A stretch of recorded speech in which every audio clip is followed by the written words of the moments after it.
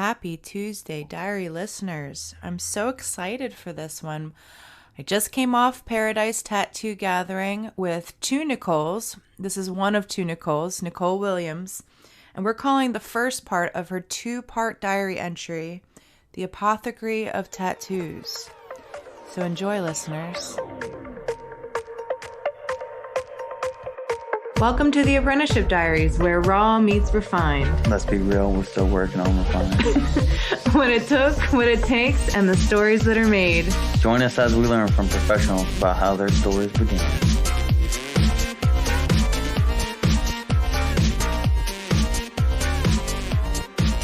Yo.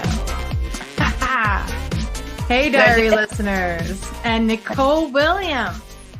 Hi. Of Trident Tattoo Company. Thank you. Thank you for having me. Of course. You were about to say something. I kind of cut you off. It can be whatever. Oh, it was unrelated. It was about Paradise. Yeah. We want to do, you can talk about it a little bit. It's kind of shell shock afterwards, honestly. I want to do with you and the other Nicole a whole ramble jam, but it might need some time to diffuse a little bit. But tell everybody, because we just came from that, and I'm going to try and air you next week. So let's talk about it. Yeah. Paradise Tattoo Gathering. Mm-hmm. It was such an awesome experience. Thank you so much for encouraging me to go. Of course. And also, Lisa, you two have been really positive influence through everything. And I just learned so much. All the seminars and also just networking. I didn't realize there were so many nice tattooers out there. I know, right? Yeah. I don't know. For me, you grow up thinking oh, those people are, they're bad. They didn't they dropped out of school, blah, blah. But, no, everybody was so nice and so friendly, and I got a lot of encouragement. There were so many people telling me and my husband, she's on a good track. She'll do great. I'm like, thank you. So, yeah, but, just real quick, just talking about Paradise, what seminars did you take? I took Dynamic Sleeves with Andy Chambers, where I learned so much. It was like drinking from the fire hose. Mm-hmm. And I also took Simplifying Black and Gray with Whitney Schiller. And I've already tried her techniques, and everything looks so much better already. Yay, that's awesome. Yeah. And you got kind of a seminar and tattoo at once, right? You got tattooed by Tom Strom, which is epic. Yes, it was so amazing. Or he was so amazing. We talked a lot. We basically geeked out about machines, needles, how he started, and he was tattooing me and telling me everything. I was like, oh, it's nice to talk about all these things instead of talking about movies. So, yes, tell me everything you know. Oh, that's so cool. I'm so glad. And you have been, just so everybody knows, voracious from the start when I first met you. I met you before your apprenticeship, and you were looking for one. And, I'm honored because you used a lot of my advice right away. And one of those was reinventing the tattoo, which you joined. And I guess from there, let's talk about it. You're a fresh, newly graduated tattoo artist, but what started everything, before going back, before you met me, before anything, what was the thing, I've always loved art. I think I drew since I was 4, and my parents knew I was an artist. But it always came down to you can always do art on the side, but you have to have a good job. And us being immigrants, it was really important to get good education, good career and everything.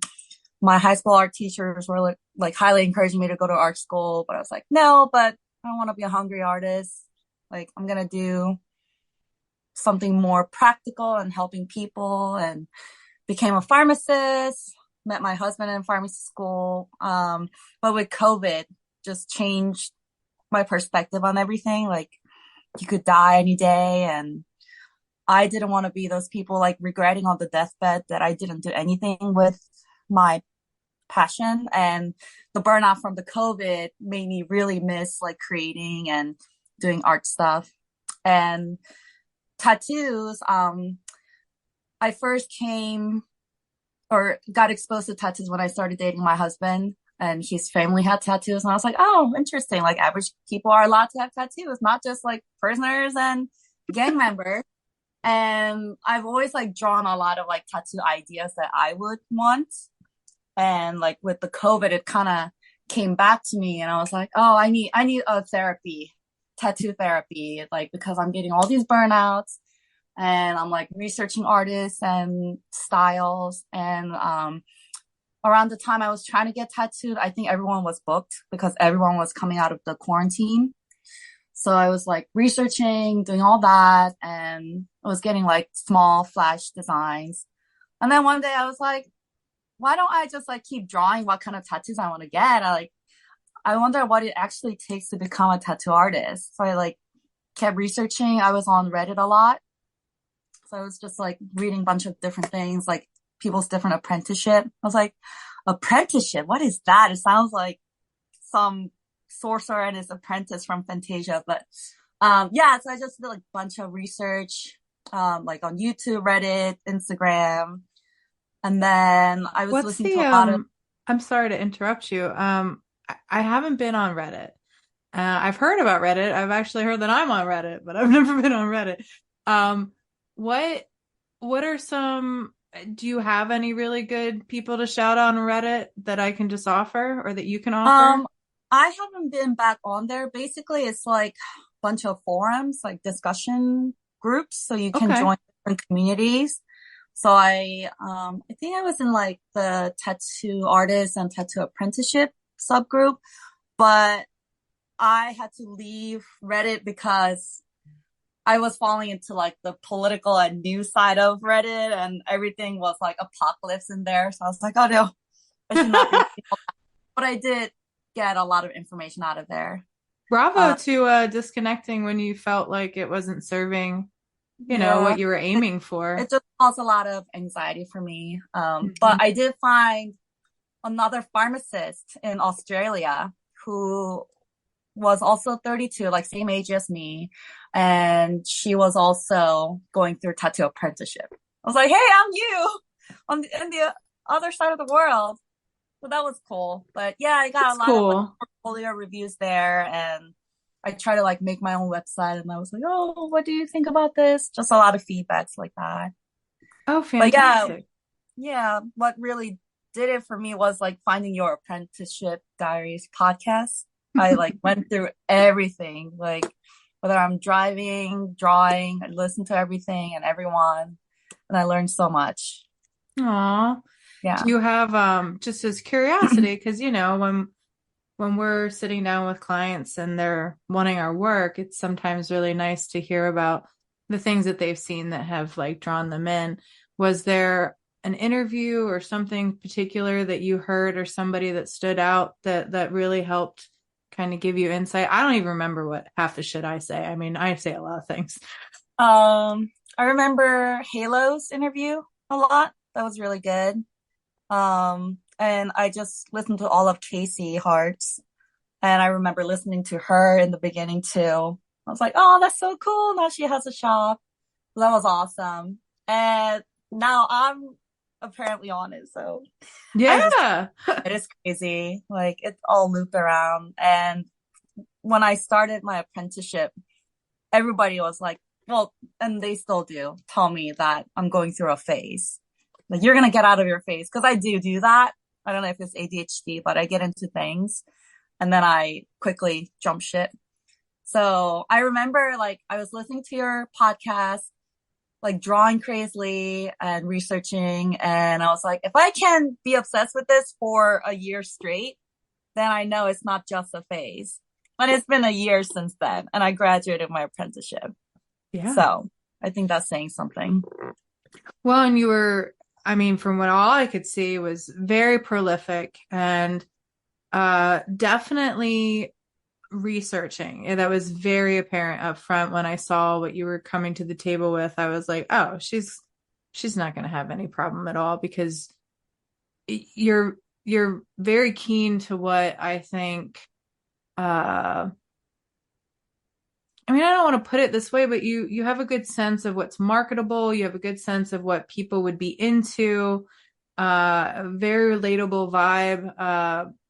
I think you have a style that's very you, and also like it's kind of like it reminds me of Amber, Amber Ramirez a little bit, but in a different way. Like it's like a cute macabre. And Amber's is very witchy and kind of things like that. But I think you do more of the like, I don't know, juxtaposition of cute and, also seedy and dark, which I think is you, like it's you. Yeah, thank you. I mean, half Yeah. the time I don't know what I'm doing. I just do what I would like to see in like other people's work that I don't see. And while I was working as a pharmacist, I've had Etsy online business. And I think that really helped me kind of get in the groove of like content creating and like talking to people online, having the language, like professionalism, and also working at the pharmacy kind of helped me with the bedside manner, like responding to emails, like what to say or how to say things. But as far as like marketability and all that, I'm still figuring that out, like social media and all that. What That's did a you whole sell on different. Etsy? I sold imported succulents. Ooh, that's cool. So yeah, like succulents were getting really popular. And then I discovered there were like rare types that are imported. So not just like some green things you find in like box stores, but there are like different shapes and genetic variations that you can import. And I like obtained import license. And they were selling them from the South Korean website. I'm like, oh, I know I have roots here. So I That's was so like importing cool. them and selling them, but then I stopped doing that with COVID. But it did help me pay off some of my student loans. So yeah, it That's was good business. that's fantastic. I love that. Hmm. And that oh, whilst not with the art kind of thing, but like you said, with the business aspect of it, one of the things that I referred to people, while I was at Paradise, I did a talk about how to attain a mentor, how to be more attractive. I said, put yourself out there, be seen.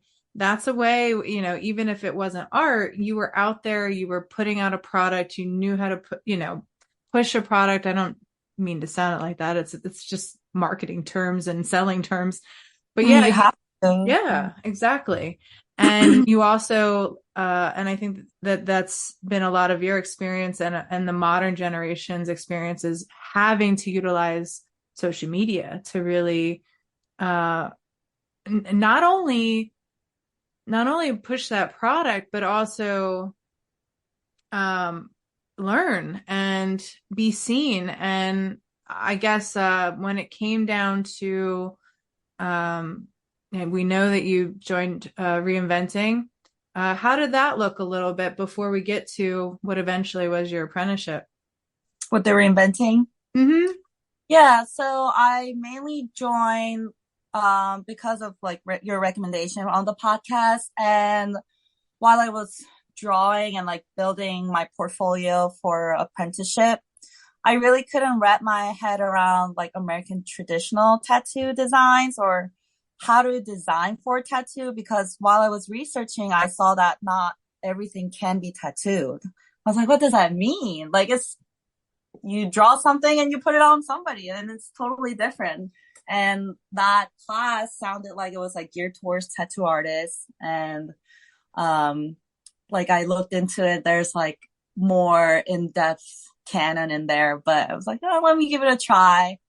And yeah, it's just like another really great online community. Like you get to meet artists from all over the place, like Sandy from Canada. And that's how I met Jason, who is also an amazing connection. And yeah, just learning, and it really helped me develop my portfolio. And I stayed within the course even after I started my apprenticeship. I took it for like 2 weeks, and then I told the people in the class, I'm gonna go out there and then look for a shop. And then the next class I came back, I was like, I found a shop. And yeah, I stayed with the course for like a few more months, and my mentor saw one of the drawings I did for their class. It was actually Jason Leeser's line weight class. We got to draw falcons or eagles. And later on, Scott, my mentor, told me he saw my falcon drawing and could tell that I would be a good tattooer. Oh, Like, yay. like, no, thank you, Reinventing, and Jason and Scott. I mean, honestly, I've experienced it a couple times. I did a couple. I can't say that I've submitted myself over and over and over. That would probably be a really good goal of mine, to like take their full course. I've done the exercises. I've read through with my apprentice a lot of the actual verbiage on there, which I think is really well, guy wrote it, and basically really well thought out. The free materials that they put out there right away is a great jumping off point. And I just think, I mean, I don't know, with Scott, did knowing that you had already, reinventing the tattoo, knowing about Guy Aitchison, did that matter? I wouldn't say, well, yes and no. Like, it wasn't like, oh, I'm letting you stay at my shop because you're doing that. But he valued that I did something extra outside of the shop to improve myself, because during your tattoo apprenticeship, they're not teaching you how to draw, they're teaching you how to tattoo. And reinventing is more for like how to design good tattoos, where to put line weight, like value, contrast, like all the basic things. So I think it's really valuable for people seeking apprenticeship, or even current tattooers. They have critique days, things like that. And I want to go back. I really should go back and take it again, even like join the free what is it, Monday drawing morning or something like that. I just had to drop the Monday night because I have a 6-year-old, and it was getting a little much, like committing bedtime into drawing. So I couldn't do that. But I definitely want to go back to the morning sessions where we draw live all together and just talk about their week. What did you tattoo last week? Just things like that. It's like a great way to like have friendship in the industry, I feel like. And I got to meet them all in person at Paradise. It was amazing. I'm like, oh, now I know how you look like. I know how tall you are. Yeah. Sandy's a pretty tall so human. Yeah. That's awesome. Yeah, like well, and it's just, that's something that I think, that being a foundational kind of tool, it's always there for you if you're kind of starting to feel like stagnant a little bit. I know that for myself, it was really great to find that community and realize how it had really developed from the book to this online community. They even advanced it from when I was there into a whole other, curricula it's even more now. So it's pretty dope. And for anybody out there, it's unbelievably inexpensive. Like, it's really There are so not. many so many free resources. Yes. Like, all you have to do is just like look in there. Well, yeah, and for, I think, even if you're paying, I think it's like $400 for the year. That $400 for the year, man, it pays off so much, especially if you do what you did, which is commit yourself regularly to, the assignments, the critiques, having a second pair, many eyes, not just a second pair of eyes, but many eyes, many people. Plus you met people who were able to connect you to other resources later. Jason Leeser, he's incredible. He's so excited. He just wants everybody, he wants to take on the whole tattoo industry like wildfire. And I think you'll do it because he's just so Yeah, I think passionate. so too. And we also got to have Bob Tyrrell at one time, and he got to critique individual pieces. He like gave us his numbers, like, "Oh yeah, just text me your drawing." And I was like, "Okay, I'm sure like he's too busy for me." And I texted my drawing, and then he sent back a full paragraph. It was just like pencil drawing of a skull, like such basic thing. And he's like, "You can look at this corner here underneath the right nostril, like you can do this and that." I'm like, Bob, thank you so much for your time. Yeah, it was amazing. Yeah, dude, it's a great resource, and you're going to be put, and not only with really good tattoo artists, but tattoo artists that I think have so much passion to this industry. You know, like it's so far beyond what they know. It's their love of, you know, the next generation and wanting really badly to make sure that it's something very integral that comes in next. And I couldn't recommend it enough. So I'm just so honored and grateful that not only that it's there, but that you listen to me, because I do think that as people come into this, that sometimes what they're missing is that they forget about those very grassroots foundational art skills that are pivotal. You know, they're everything. I mean, Nick Baxter was talking about them for one of his free seminars at Paradise. And, you know, whilst it's, you know, kind of, I don't want to say dull, but it's just fundamental. It is in everything he does. And he taught you how to scale it and everything. I mean, it's incredible. And he's been tattooing so long. By the way, he reached out. I said, you know, I remember how it went down. Oh, because you videotaped my critique.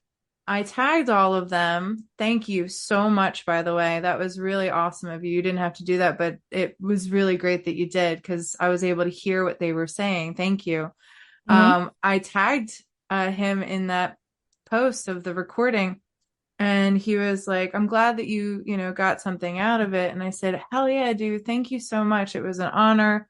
I'm so glad that I'm doing an okay tattoo, and, to have your eyes on it." And then he was like, "Hey, I would love to give a podcast interview." So I'm stoked about that. You Yay! know, who knew Awesome. Burning X Hope is going to come on here and, tell about his apprenticeship Oh, I journey. He can't wait said, for that. right? Exactly. Yeah. I don't know. I don't know anything about it. So that's going to be really cool. And that's the thing, is that when you put yourself in these spaces, you're synced up with people who are not only really amazing tattoo artists, but they're probably more likely to say nothing than to take their time to rip you apart. Like, they're not there for that. What did it look like when you started seeking out shops? Um, uh, it was okay. So when I researched, like, how did everybody else go about asking for shops? Because I come from healthcare setting where when you apply for jobs, you submit an application online, and then you wait for like interview, and then you do interview and drug tests and all that. And it was not like that. And everybody's like, just expect to be turned down by the first few shops you go to, but just keep trying. And then make sure all your portfolio is solid. And if they tell you to fuck off, then yeah, just expect that. So I kind of had that in mind. And just from research, I had like a couple shops or like artists that I want to ask for apprenticeship from. And then the first shop I went to, I guess they're not in the best part of the downtown, so they keep their shop locked. So when I went, it was locked, even though the sign said open. So I was like calling them. I was messaging the artist I wanted to talk to that day. It's like, "Hey, I'm right outside. I just want to say hi." Blah blah. Like, no answer, no response. Nobody's answering the phone. I was like knocking on the door, nothing. I'm like, okay, but at least nobody told me to fuck off, so I guess that's okay. So then I had another shop in mind, but I knew they recently posted that they're hiring and not looking for apprentices. And I had talked to the owner about all that, and she did say like, we're not looking for apprenticeship. Like, please let me know within like a couple of years once you have experience. So I just went to that shop second just for like portfolio review. Because one, my portfolio wasn't complete, even though everybody on Reddit were like, make sure it's complete. I was like really desperate to like try something because I was so burnt out from pharmacy, and it was at a point where I was like, I'm just gonna see what happens. If I get turned down, then all I have to do is go back to pharmacy, and if something happens, then I'll take the chance. So Now, anyways, when you say complete, what do you mean? Do you mean just the whole book so wasn't full, or how correct. break that Yeah, down? it was Okay. like halfway full. Okay. Yeah. So I go to the second shop, and they said the shop owner was not there because she was sick. So come back another day. And I was just like standing there. It was one of those open floor shop where everybody, like, there's no wall dividers. Everybody was like working. The three artists working there were all staring at me. Their three clients were all staring at me. And I'm like, okay, I guess nobody's like interested in getting out of their seats and talking to me. So it was really awkward. I was like, well, thanks for your time. And then just left. And then I was sitting at the parking lot, and I was like, well, it's not like I'm actively turned down, but like nothing's happening. So I can always try again another day, or like try on the other side of the town. Or since I'm out and about, it was like a raining day too. And I was like, well, I'm just going to look for another shop close to here, try them. And if they say no, I'm just going to take it as a sign from God and be like, just stop trying. So I looked up like tattoo artists near me and turned on my location. And then there were a couple, and I looked through everybody's like Google images and portfolios. And one shop stood out to me, and that was Trident Tattoo Company. Their works were really good. And one of the picture was their staff. I guess they had like an event, and like they had the whole staff take a picture, and it was all men. I'm like, ah, fuck. All male shop. Do I want to try this? Whatever. What do I have to lose? Like, if they make me scrub toilets and whatever, I'll just be like, all right, bye. So anyway. I had to scrub toilets. Right? That's all part of the game. But I was like, oh, it's all men. Whatever. We'll try this. And then I go in there, and like one of the artists came out of the room and was like, hey, can I help you? And I was like, I'm a pharmacist, and like I'm kind of looking into tattoo apprenticeship because I'm not really happy with not pursuing my passion, which is really art. And I have a portfolio. It's not really full, but just kind of wanted to check out the local tattoo scene. Wanted to get it reviewed. Like, what else do I need to add here? Because I know it's not all filled all the way. And just wanted to see, like, I might potentially get a tattoo here, like, and just kind of left it at that. Right. It was very like open-ended, like, eh. And he looked, Brandon looked through. He was like, yeah, it looks really good. Let me get the shop owner for you. And then he went to get Scott. Scott shook my hands and like looked through everything, and we kind of had that dialogue, like, what got you here? And I gave him my whole speech again, and I was like, yeah, come in, man. Come and hang out. We'll show you. I'm like, that's it? Not going to tell me to fuck off or come back when my book's full? Like, when I complete all the pages or anything like that? And for me, I'm very like type A, like, tell me what to do. Like, tell me how many days. Is there a syllabus, like, guideline or anything? None of that. I was like, okay, just come hang out. Like, what does that even mean? Come hang out. And he was basically saying, like, the more time you spend at the shop, the faster you'll be able to learn. And yeah, just come spend time with us. We'll probably have you learn the front end, like the counter first, and then we'll go from there. And I was still working as a part-time pharmacist. So I was like, all right, well, I work at pharmacy for like 3 days a week. So I'll probably be here like 1 or 2 days a week. And he's like, that's fine, whatever.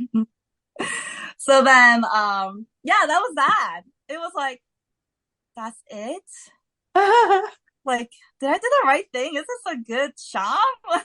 It was weird, but hindsight, it was all meant to be. Like, I'm so glad I was led to that shop because like we all vibe really well. I love that place. It's like my second home now. Everybody's so nice. And I was worried it was like all men and they were all like girl dads or they all have daughters and also chill and super respectful. No like hazing, anything like that. And Scott's always like, you're so lucky you're here. Yes, I know. Thank you. Thanks for not making me scrub the toilet.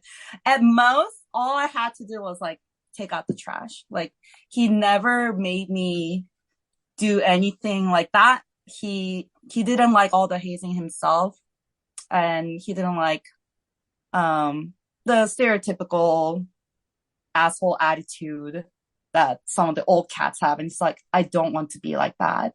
I'm like, thank you for not being like that.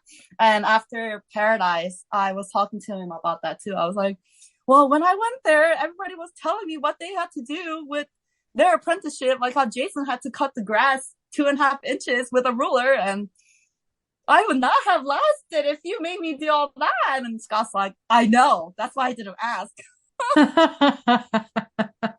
So yeah, it all worked out. And every day I'm still like, God, is this the right way? Because like tattooing is so far from pharmacy. My mom's still like, above all else you can do, why tattooing? Like it's just your rebellious face. But every day I'm like, God, just give me a sign. Like if this is like uh a distraction in life or anything, like please tell me. But every day, well, most of the days, not every day, but it's been very blissful and just the encounters I have, like relationships I'm building with other artists, clients, and yeah, it's been so far so good. I think it is I mean, I don't know. I mean, to point out what your mom said, I mean, I am a college dropout. Um, so that point definitely got ticked off with me. I'd have to say that I wouldn't say that there was a rebellion because I always pursued art. So it was an art field. Especially, my mom said that at one point she recommended it and she had somebody that she was going to recommend. In hindsight, I think it was somebody that would have probably scared me off from it entirely. Now knowing the history of that, but I it's weird because I think it's like the best kind of rebellion because it's about affirming people in who they are and giving them the ability to, I think, reconnect to society. You get tattooed. There's a guy I started following online recently. He's been tattooed by some seriously dope artists. I found him through my friend Evan Olin, and I think he's called the tattoo therapist or the tattoo, like something like that. And he was basically saying, you get a broken heart, you're hurt emotionally, you go get a tattoo, you're able to feel the pain of it, and then you basically transform that broken heart into an actual, visible thing that kind of repairs your heart and allows you to go back out into the world in a way that you never imagined. And so it transforms that pain through actually, doing a ritual with somebody. So it is kind of rebellious, but it's also healing. And I think that's what people who get into it, like you, and you had that happen to you when you went through COVID. The things that you had grounded yourself on, that people had said, this is stable, this is what you do. It kind of let you down in a way that was not okay, and it broke your heart. And so it puts you in a place where You had to go deep into something that mattered and that you could, feel good about. And art has always been that for me. So, Yeah. and then you push it with tattooing, and tattooing is like that on steroids. So, maybe if your mom listens to this, she'll understand it a little bit. I don't, did she understand it a little bit more now? Um, yes and no. She did tell me the other day, she was like, I know you'll do well. I know you'll do well, whatever you put your mind to, because you're very persistent and stubborn, and you are an artist. I'm like, thank you, Mom. Why couldn't you tell me that from the get-go? But then yesterday we were on the phone and she was like, this is just a phase. So don't quit pharmacy or anything. I'm like, okay, Mom, this is why I stopped calling you daily. Please go back to the part where you were like, I know you'll do well.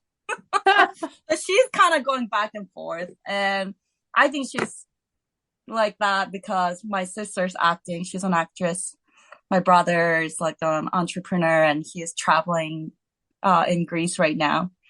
So all of her children are doing non-conventional things, and she has a leadership position at church. So I'm sure everybody's like, what does your daughter do? Who knows? But with Mom, it's complicated because Korean culture is like, do not corrupt the body, and we have religion added to that. So it's very strict, but I don't know.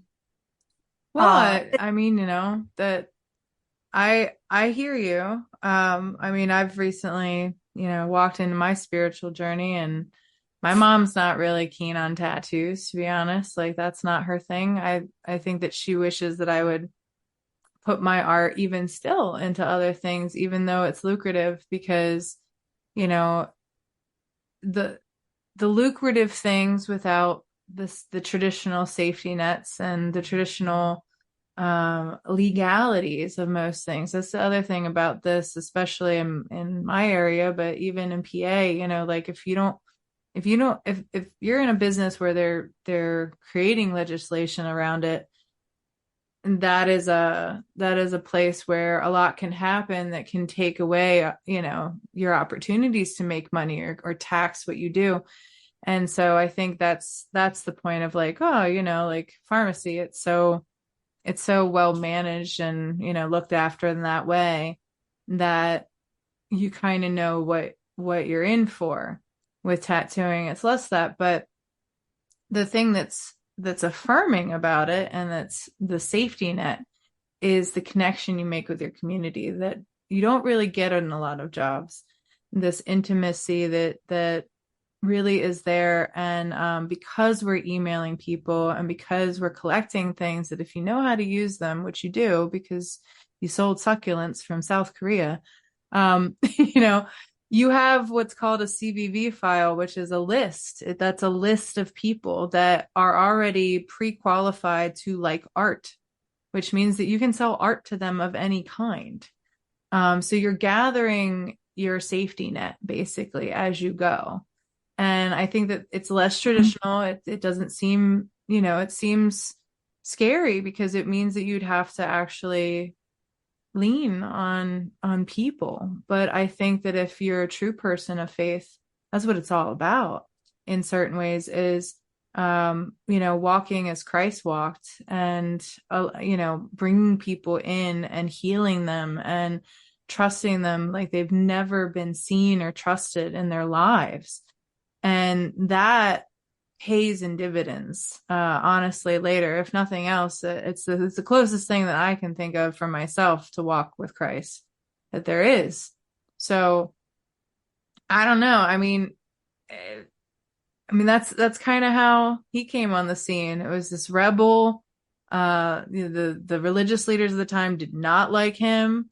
He shook everything up. I mean, yeah, his end, quote unquote, his mortal end was pretty awful, but it didn't stop the eternal life. And as far as like known figures in the world.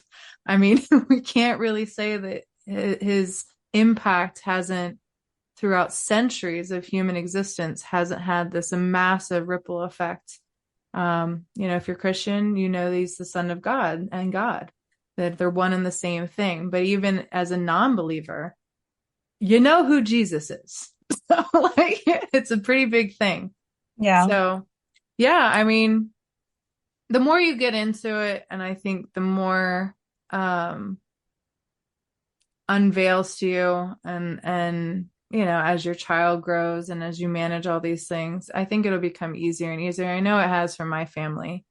During COVID, I think it was a wonderful thing for them to know that I wasn't going to be demanded by anybody to, get vaccinated or do certain things. I did lose my job, but they were like, that's fine. I mean, you can still tattoo. You could tattoo anywhere. Nobody's keeping you from tattooing. And I think they were really happy that I had something that at any point I could just turn to my clientele and be like, hey, do you want to do a thing? And I could, there was nothing stopping me. So there was no governing thing saying no. I mean, I could have listened to those things, I guess, but I didn't have to, and nobody would have regulated it. So it was pretty awesome. It's an extremely underappreciated job or undereducated job. Like, there's so much that goes on behind just marking people's body that people don't know about. I wish my mom could see me every day at the shop. I'm literally touching people, like literally touching their life. And I was talking to one of my clients yesterday. I've never talked to other people about religion as much as after I started tattooing. People are more vulnerable to open themselves and talk about deep things and what they went through. I am more receptive to my stories. And there's just so much hurt from the church against like tattooed people or anyone that doesn't follow the normal conformity of the society. But like you said, it's like more than therapy, like more than just art. It's kind of like it transcends all those. Mm-hmm. I feel like there's a spiritual aspect to it. I know the Bible says don't mark your bodies like pagans, but everyone seems to forget that Jesus fulfilled the law. Yes. If you're following the Bible, why are Yes. you eating bacon? Why are you shaving the side of your head? Why are you wearing clothes made out of 2 different yarns? So you can't just pick and choose. And if you are saying like, don't do this because the Bible says so, and you're going to go to hell if you do that, you're discounting what Christ did on the cross if you're only looking at the old law. Yeah. And that's what I tell mom too. And she's like, oh, well, still, you don't have to do that. But I think she will see eventually. And as far as tattooing, it was a very specific Levitical law. So it was for Levitical priests. So it was even just it was a subsect of that faith that was really bound to that. And it wasn't for the general populace. And there are I just got a book not too long ago. Now it is centered around more Catholics, but there is a whole book of tattoos that they gave each other that were, in reflection of God and saints and different things like that. I mean, they're very crude. There are so many religious tattoos, so many Bibles, cross. Like, you can't just assume all tattoos are like Satanism. It's not. Like, it's whatever you make it or mean to be. And so many people don't know that. They don't even know what the Bible says. And they just pick things and they're like, oh, Bible says we can't have pork or like deer and things like that. And like, yeah, if you're going to follow the law, like at least read the whole thing. But anyways, I think the point of it too, not to get too deep in within it, but for anybody who's listening that is hearing what you're saying and has said these same things in argument to anybody who, I understand the pain of the church and all of that stuff. But the point, I think, now that I'm studying these things is understanding what good and bad are and what they feel like and how they move. And it's very, very subtle, honestly. The Ten Commandments are very big rules and commandments. They are really just, if we all follow them, honestly, things would be really great. Like civilly, all of it, family life, that would be a great thing. But we're human, and like you said, Christ died for the fact that we're human and we're sinful and that we're going to fall short of that expectation. All we can do is try. But I think the point of studying the Bible or any kind of religious text, but especially the Bible, at least that I've been able to see, is really seeing how good and evil move and how they work, and what is the actions of those who are good. For example, why is reinventing such a great resource? Well, because you have somebody like Bob Terrell, who doesn't owe you any of his time, who could have just very easily sent you a 2-word reply, but gave you his cell phone number, gave you his time, gave you his earnest assessment from no place of what that could actually serve him. It was about serving you, and it was about serving something bigger. It was about giving to something bigger. So good things are about lending, I think, everybody this very optimistic, light-provoking energy that raises everything up, that encourages betterment. Whereas bad or evil is things that segregate, that try to make you feel alone, afraid, scared, angry. Those are the things that are reflections of what is awful. And you know it when you feel it. And so as I'm now, in my 40s, reading the Bible, I've had all of this understanding. I've tried about every hat you can think of spiritually. And I know what they feel like. And I know the ones, during my one seminar, I mentioned the 4 agreements. I think in a secular light, it's probably one of the best tools to use to get people to communicate effectively. It doesn't matter to me that it explores an Aztec faith. It explores something very real, very true. And I think that God is so much more vast than we can ever imagine. And he moves in very mysterious ways. And I think the point of studying and seeking these kind of things that you do in tattooing, that you do when you're diving into, like, as you have, a passion, is that you're looking for truth. And when you're looking for truth, you're striving for betterment because you're willing to see something very, very real in the mirror that might not be awesome to look at, but it's confronting something very, very big about who you are and what you want, and doing the things necessary to get there. And it can take on it takes on many forms for many different people.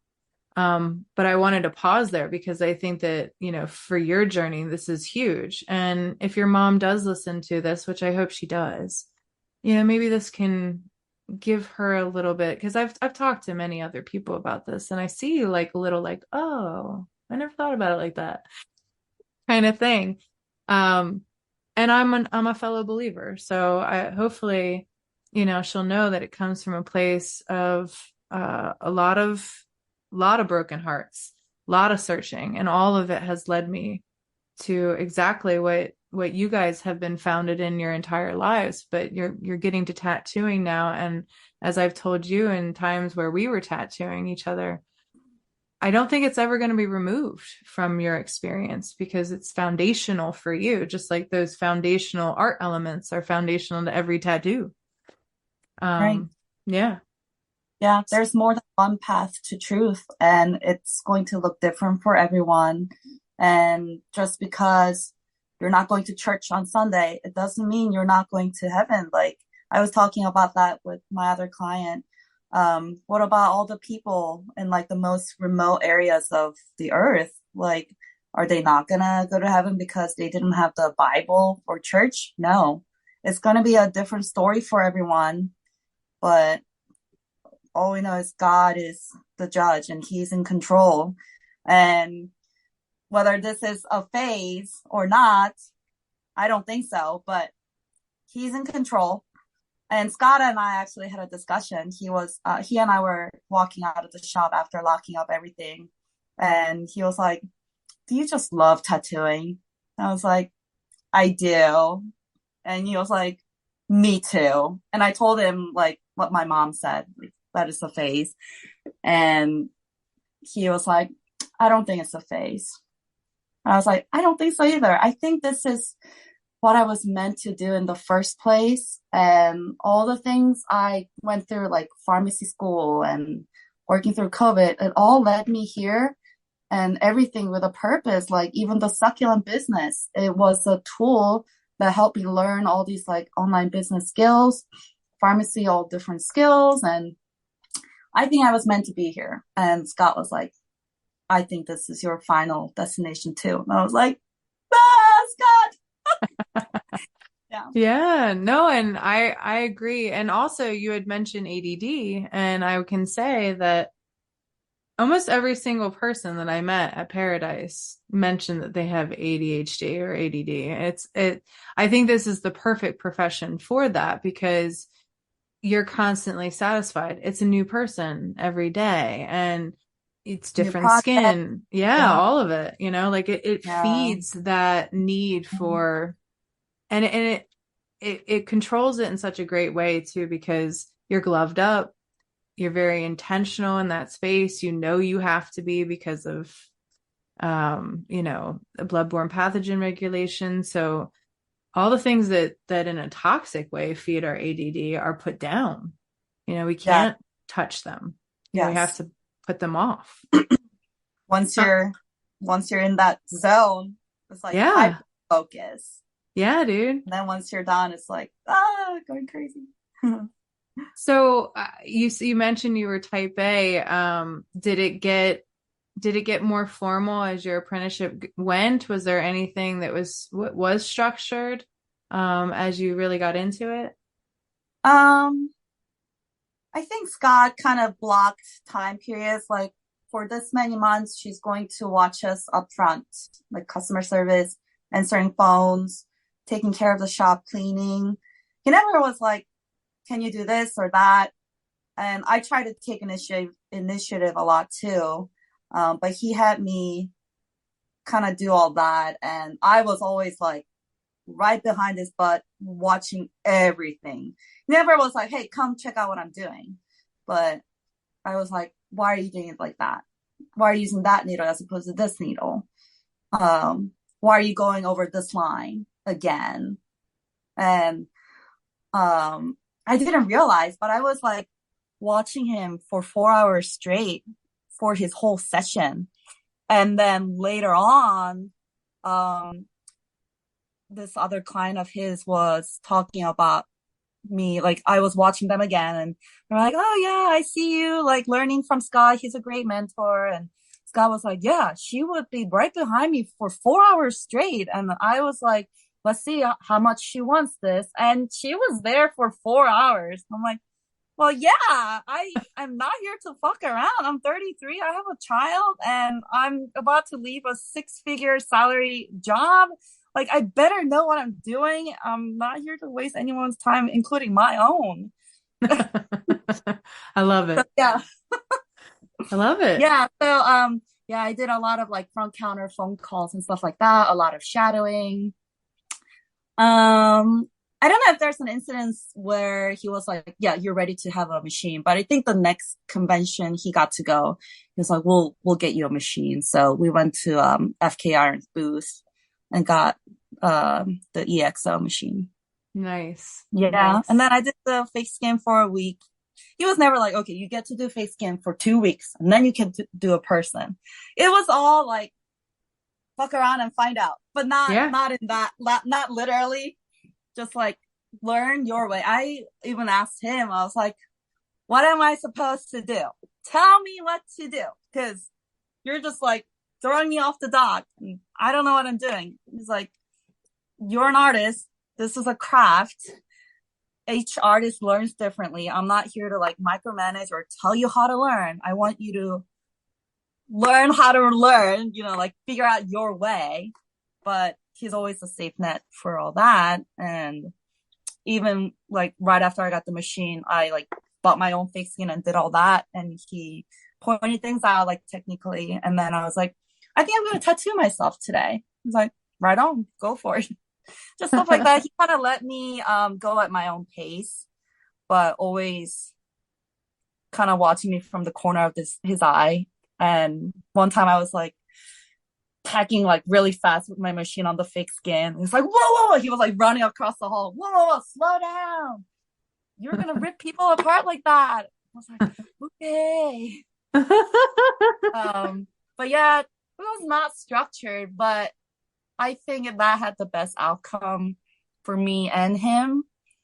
And I think there was a lot of trust between each other because he knew I'm not here to just like fuck things up.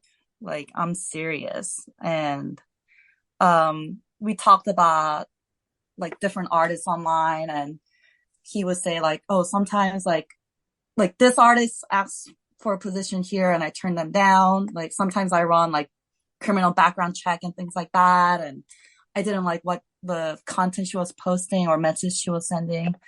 So I was like, oh, did you check like background check on me and do all that research, like background work? I was like, no, you seemed okay. Like, okay, I guess you were probably just like some nerdy Asian girl that's a pharmacist. Like, what is she doing in this place? But he's like, no, it wasn't like that. Like, I knew you, like, you seemed legit. I'm like, okay, cool. Yeah. Yeah.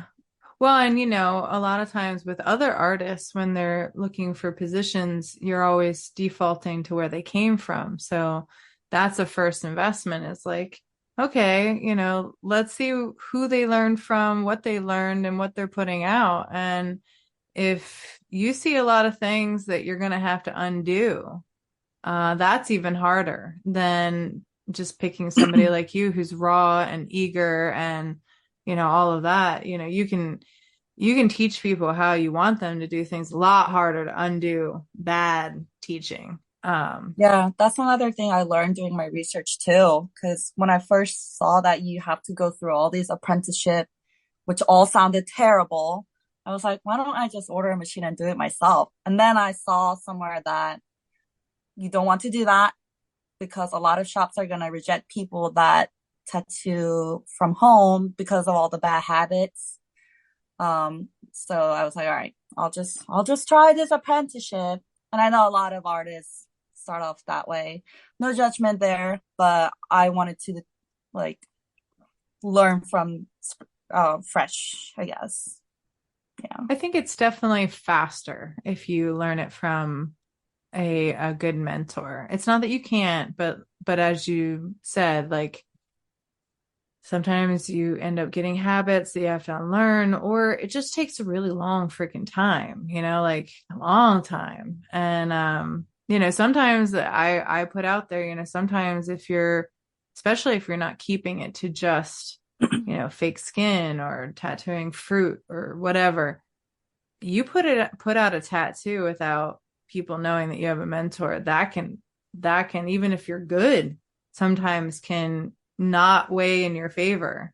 I think the only person that I found, and she knew a lot of people in the industry, and she was a animator, was Sabrina Mati. She is incredible, and she had tattooed and was self-teaching, but she was a consummate professional in the art realm already and had worked in animation and all of these high-end things and knew tattoo artists she could ask questions from and had been tattooed. So I think that she was able to really hack it right out front. I mean, I saw her self-teaching. I was like, holy shit, your line work's like better than mine now.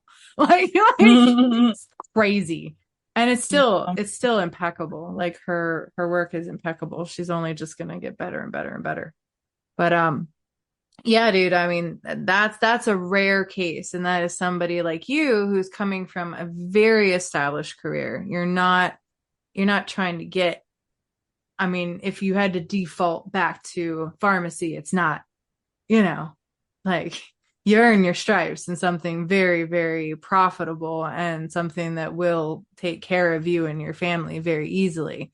So it's the same with her, it was like that. So I think that's too, we talked about the look of good and the look of bad, you can tell when somebody's really hungry and you can tell when somebody's desperate. You can tell all these things, and you can tell when they're just working out their ego, all those things. And I think with you, at least that I can say, I'm sure Scott saw the same thing. It was just earnest. It was very earnest, very wanting, very willing, very dedicated, and you were willing to just put yourself to anything. So that's cool. Um, do you, is there anything that you wish would have been done? I mean, I'm sure you've already communicated it to Scott, but it seems like you felt like he did it the best way imaginable. Yeah. Um, I don't think so. Like, I wouldn't say it was perfect, but I'm very grateful for how he was able to balance, like, kind of letting me do my own thing, but kind of reining me in. And also the other artists at the shop, like, guided me, like, different questions. Everyone has different approach. So overall, like, it was a good experience. Now I'm trying to kind of learn beyond what everyone at the shop has to offer. And going to Paradise was one thing. And I want to be able to like travel more and go to different shops and also getting tattooed by different artists. I learned so much when I got tattooed by you and just like talking through your consultation process you and I were going through consultation for my tattoo. Like I gave an insight as to what kind of questions to go through, how to communicate to clients. And I was grilling you like, well, what would you say to this client who was telling me this? And what would you do with this project? That didn't seem good. And yeah, it was so helpful. Oh, I'm glad. I'm Yeah. glad. I've not wanted to, but I've followed a lot of relationships to a point of where there was a lot of resentment and toxicity. And if my journey can be any kind of benefit to anyone, it's to, especially within tattooing when we're talking about permanence, to bail out when you start feeling those things. Like it's better to bail in the end, do it as kindly as you can, and let people know that like, look, I think this is better for everybody if we just don't. Yeah. It's a lot about maintaining boundaries, setting expectations, like communicating effectively. Like there's so much that goes behind just putting the ink in the skin. Okay, talk about bailing out early. Nicole didn't fully finish that thought. We will pick up next week with part 2 of her diary entry. So we hope that you will come back next week and wrap up with Nicole Williams. Again, she works at Trident Tattoo. And if you want to follow her on Instagram, please do so. She has 2 actual Instagram accounts, but her main one that she's focusing on right now is Nicole Williams Tattoos.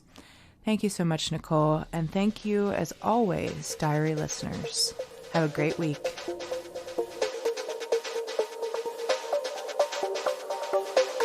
Thanks for listening. You can find the Apprenticeship Diaries on Twitter, Facebook, and Instagram. Our IG is the_apprenticeship_diary. If you would like to offer constructive criticism or an interview, drop us an email at theapprenticeshipdiaries@gmail.com. We look forward to hearing from our listeners.